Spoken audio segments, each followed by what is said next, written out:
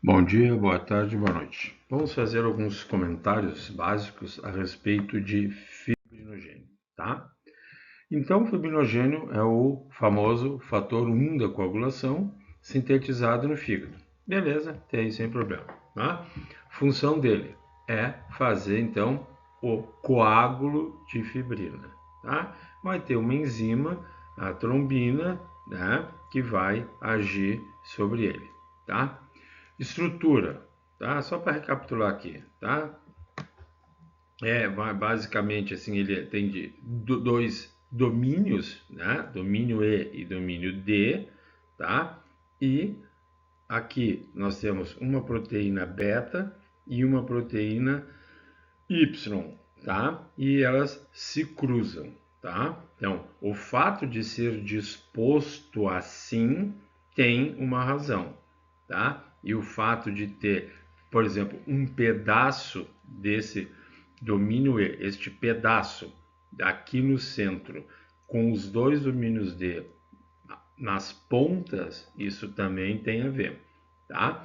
Então, claro que nós não vamos entrar em maiores detalhes aqui, mas é só para mostrar que essa estrutura não é desse jeito à toa, tá? Depois aí no final vou fazer um outro comentário a respeito dessa molécula para ver quanto ela é importante e o quanto ela é adaptável, tá? Então isso é bem legal. Eu quero, antes de nós passarmos para o próximo slide, eu quero mostrar o seguinte, ó. O que é um fibrinogênio baixo? Tá? Então, mas o famoso de 200 a 400, tá? Tudo bem. Tá, e o que eu vou fazer com o fibrinogênio de 170? Não vou fazer nada, não está acontecendo nada, tá? Então, começar a se preocupar com o fibrinogênio abaixo de 100, tá? E se for constante, mais essa ainda, se tiver sinal, se tiver sintoma, tá? Então, não tem, então, tá, pode se investigar, não tem problema nenhum. Ah, mas é um paciente que tem uma hepatopatia. Bom, então tá explicado, é hepatopatia, ponto. Não, esse paciente não tem hepatopatia. Tá, então o que está acontecendo com ele? Tá, então aí o buraco é outro, vai-se para outro lado, tá? Mas o que eu quero chamar a atenção é isso, o fato de estar um pouco mais baixo não quer dizer nada, não vai mudar nada do ponto de vista hemostático, tá? Então, tranquilo. Então, o fibrinogênio ele não tem essa sensibilidade para essas questões hemostáticas laboratoriais, tá? Então, ficar bem determinado. Tanto é que, se vocês olharem na rotina, ninguém pede fibrinogênio pré-operatório. Não há razão nenhuma, né? Não tem por que pedir, né? Tá? Então, onde é que normalmente vai se pegar? Ou hemorragia ou coagulopatia, tá? E aí, mesmo assim, não é todas. E tá aí outra, tu vai fazer ele a primeira vez, viu que obviamente não tem nada, nunca mais vai fazer também, porque não vai precisar, tá? Então eu deixei aqui algumas coisas relacionadas, tá?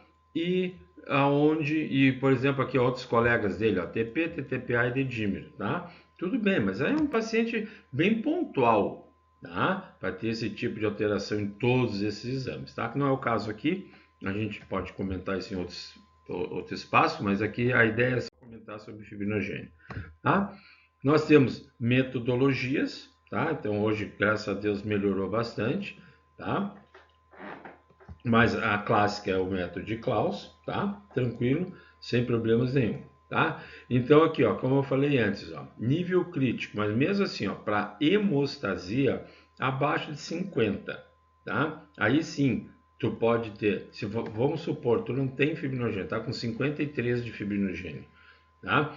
O resto tudo tá bom. Talvez a partir daí complique tu fazer trombo, tá? Tu fazer coagulação. Agora, com fibrinogênio acima de 100, a hemostasia é igual como se a gente fosse 490, tá? Então isso aí não vai mudar nada, certo? O que pode existir algumas coisas são as anormalidades, tá? Então a afibrinogenemia e a hipofibrinogenia e a 2, então que quantitativa, então é valor da molécula, é boa, mas ela é produzido pouco.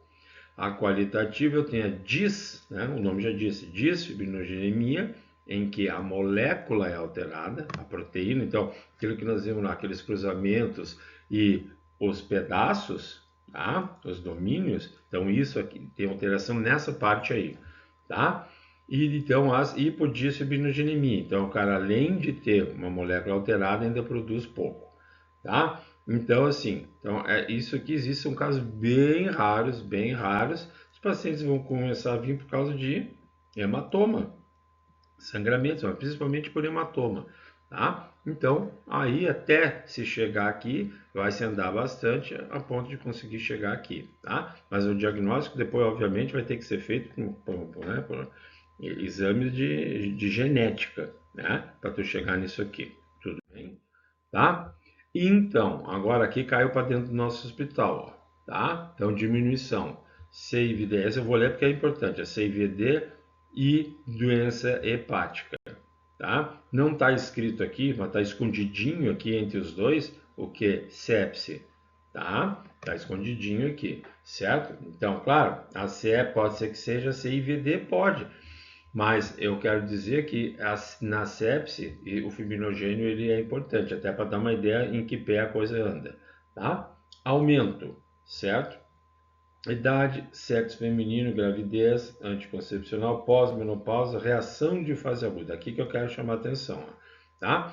Então, questões inflamatórias, fase aguda, o fibrinogênio vai subir, tá? Certo? Porque o organismo não sabe a que ele está se defendendo, então ele vai se defender com todos os seus escudos. E fazer coagulação é um escudo, tá? Então por isso que ele vai estar aumentado aqui e conforme alguns tipos de neoplasias também, tá? Principalmente se tiver metástase, tá? Então, basicamente, tá?